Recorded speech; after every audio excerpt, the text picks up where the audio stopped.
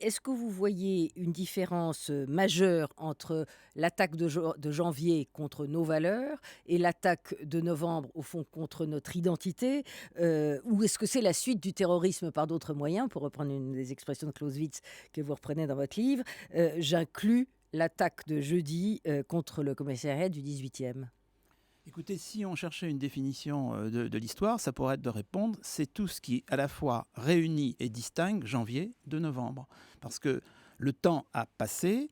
Entre déjà les deux événements, vous avez d'autres attentats, la réplique au sens sismique du terme à Copenhague, les attentats en Tunisie. Vous avez même, d'ailleurs on y reviendra peut-être, parce qu'en arrière-fond, vous avez les grands désordres qui sont économiques, la crise des migrants et écologiques, qui alimentent quand même éventuellement le terrorisme, certainement le populisme. Donc tout ça est lié. Donc, d'une certaine façon, le sens s'est précisé pour nos contemporains, pour nous-mêmes. On est observateurs, on est en même temps citoyens, etc., entre janvier et novembre. Alors, ce qui est évidemment proche, c'est le lien avec une idéologie, disons l'islamisme, c'est la stratégie terroriste.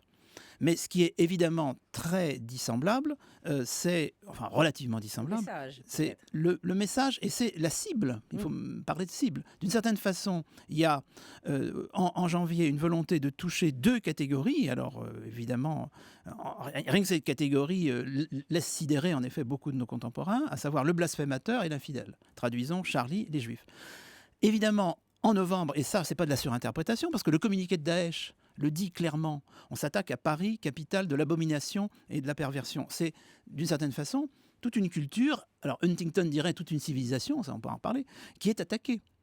Oui, avec, en écho de ce que vous dites, finalement l'amertume peut-être, des victimes de janvier, disant, finalement: «Nous, on n'était qu'une partie du peuple français, donc vous, peuple français, vous n'étiez pas concerné, tandis que novembre concerne tout le monde». En même temps, qui ne voit que l'essentiel de ce qui a pour moi été la vraie surprise, parce que c'est de l'imprévisibilité de 2015, c'est la réaction de la société. Or, la réaction de la société, elle est donnée par... Le ton est donné par janvier. Novembre prolonge.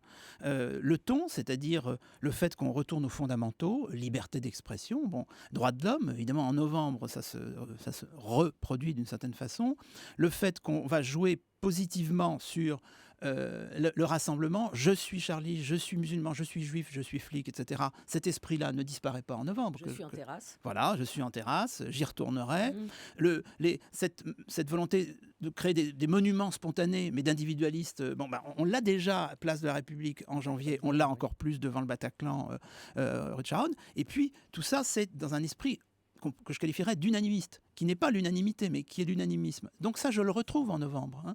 Mais évidemment, désormais, la grande différence, Anne Sinclair, vous l'avez bien senti, c'est qu'il y a très peu de « je ne suis pas Bataclan ».